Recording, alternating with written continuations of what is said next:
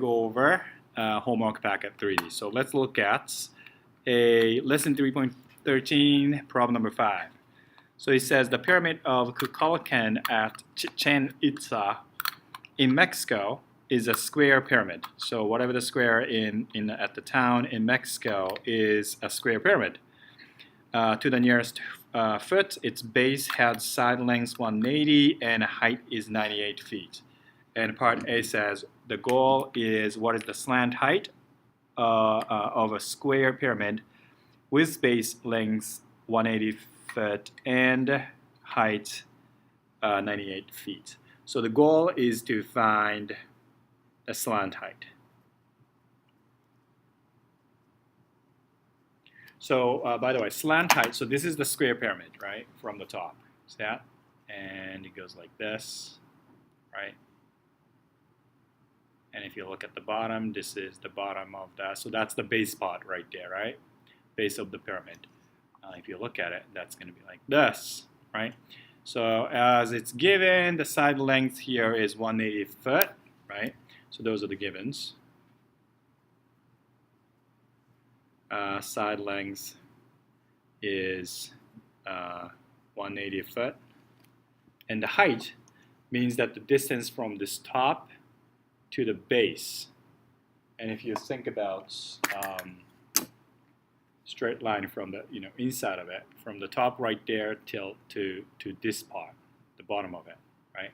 So that's the height of this pyramid. Or if you think about, imagine that there's a hole at the peak of the pyramid, and if you drop the ball, it goes all the way straight down and it hits the middle of the base, right? That's the height. That distance is the height. Slant height is the distance from that peak going to the face of the pyramid like this and going down like this. That's the slant height.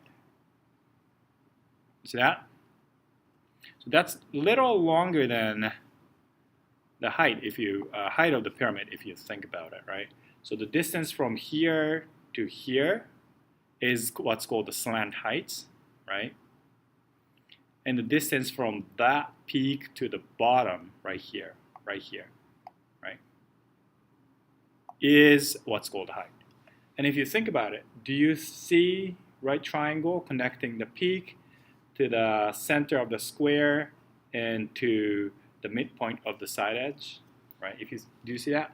So it goes, well, if you slice it right there, if you slice this pyramid from the top right in the middle, you'll see a triangle. Goes like this. You see that? You see that if you slice it like this one, right? Like this way. Now, the height will be from the peak to the bottom, and the slant height is the hypotenuse of this line. So if I just take a half of it, that has to be a right triangle. Is that right? When you do that, well, if you have another one right here, right? So the side length is from here to here. So that should be 180 degrees, 180 foot. And then the height is 98 foot, right? So if you take that triangle, it's going to be like this, right? And that side length should be a half of this guy, and the height should be 98 foot. By knowing that, you can use Pythagorean theorem, right? If you know this guy and this guy, you can find this guy, the hypotenuse. So that's the hint of problem number 5. Let's go to problem number lesson 3.14. Problem number 4. Oh, actually that's only part A, sorry. 3.13, problem number 5. Let's go back to lesson 3.13. So that's part A. Part B says, what is the lateral surface area on such pyramid? So after you find the height, slant height, if you look at this, that height, slant height, is the height of this triangle. See that? That means you know how to find the area of this triangle, right? Base times half of height will give you the area of this triangle. And do you see that? You see 4 congruent triangles on the surface of the pyramid. So now if you can find the area of this triangle, then if you multiply by 4 or add 4 times, that's going to give you a lateral surface for part B. Part C says if the pyramid is made from blocks in 1 feet by 1 foot, 1 foot by 1 foot by 3 feet, estimate how many blocks are on the size of the pyramid. Assume the size of the block facing outward measured 1 foot by 1 foot. So that's a volume problem because we are talking about the cubes. So once you should find the volumes, right? The volume of this pyramid by finding out the base area. So the volume is find the base area and then multiply by the height of this pyramid, not the slant height, not the height, right? So the distance from this finger to my thumb, right? Find that height, multiply it, and then divide it by 3, right? If you remember some experiments with the rice in my classroom, we needed the 3 scoops of this guy to fill out the cube with the same dimension. So that's that. Now let's go to lesson 3.14.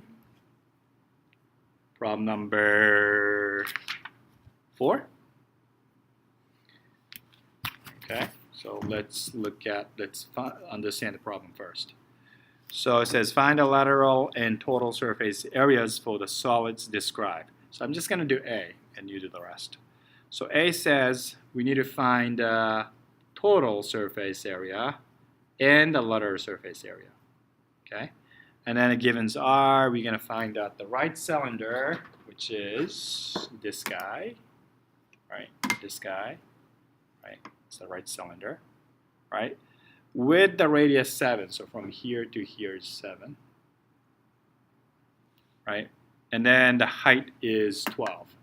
Height of the cylinder is from here to here, that's 12 foot, right? Now let's take a look at it. We need to find a lateral surface area and total surface area. So let's understand what the lateral surface area first is, right? So lateral surface area is just the area of the side of the cylinder. Okay, and the total surface area is the lateral surface area. Do you see that? Do you see 2 circles on the top and the bottom? Right. Those are what we call the base area.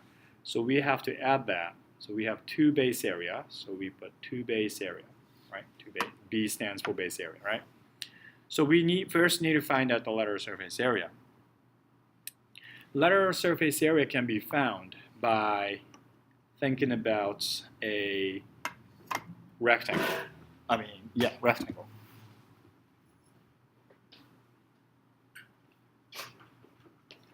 So I have another figure of the cylinder, which looks like this, right? It's a cylinder if you close it, right?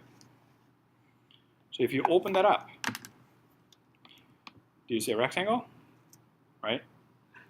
So the height, we know how to find the area of the rectangle by multiplying base times height, right? So the height is exactly the same as, height of this rectangle is exactly the same as height of this cylinder. See that? Right? So we know what the height is. How about the base? Do you see that the base of this rectangle is exactly the same as, you see, from here to here is the base of the rectangle, right? Do you see that's exactly the same as the circumference of the circle? Therefore, we need to find out circumference first because, so it goes like this, right? Circumference of this circle is exactly the same as the base of the circle. base of the rectangle, sorry.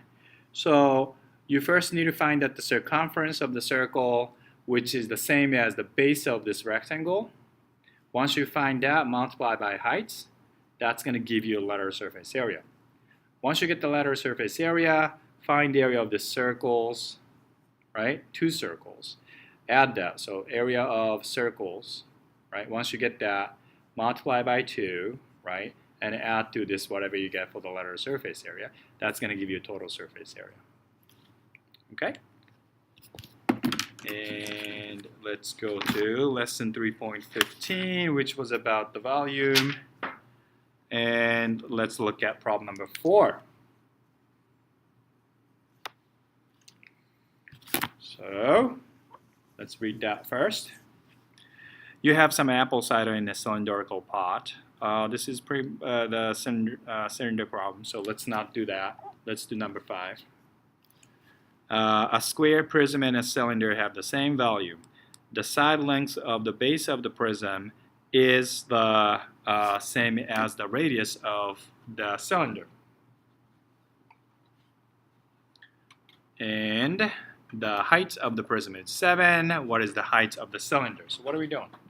We're trying to find out what is the goal. Goal is to find the height of the prism, of the square prism. What do we know about this problem? We know that we're talking about the prism, square prism, and also we know that's cylinder. Okay, what else do we know? We know that these two, volume of prism is equal to volume of cylinder. And we also know that the side length of the prism is the same as the radius. So side length of the prism equals the radius. And so let's do that, right? And also we know that the height of the prism is 7. Height of prism is 7. Okay, so let's find out let's express what the volume of prism is. Volume of prism is, as we know, we know that it's base area times height. Okay, what's the base area? Base area is the area of the square, so we have to find that out and multiply by height, which is 7, right? We know that. How do we find the area of square? It's multiplied by itself. What's the side length? What do you know about the side length? We know that it's the same as radius, so we're going to use that. So radius times 7. So the volume of prism should be 7 times r squared. Is that okay? And let's express the volume of cylinder. That should be also base area times height, but this time we have to do area of circle with the radius, the same radius, times 7. How do we find the area of circles? It's pi times radius, and what's the radius? It's the same, we're going to use r, right? So it's going to be pi times r squared. And we don't know what the height is, right? Do we know what the height of the, no, we don't know. So that should be h, right? So that should be, that is the expression for the volume of cylinder. But at the same time, we know that 7r is the volume of prism. And we know that these two things should be equal. So we're going to set up 7r squared equals pi r squared h. And you should do some math and isolate h or solve for h. And you should get whatever. And that should be the height of the square prism. What? Oh, I'm sorry, height of the cylinder. You see, this is why you should put these goals, because it does make sense. All right, and that's it.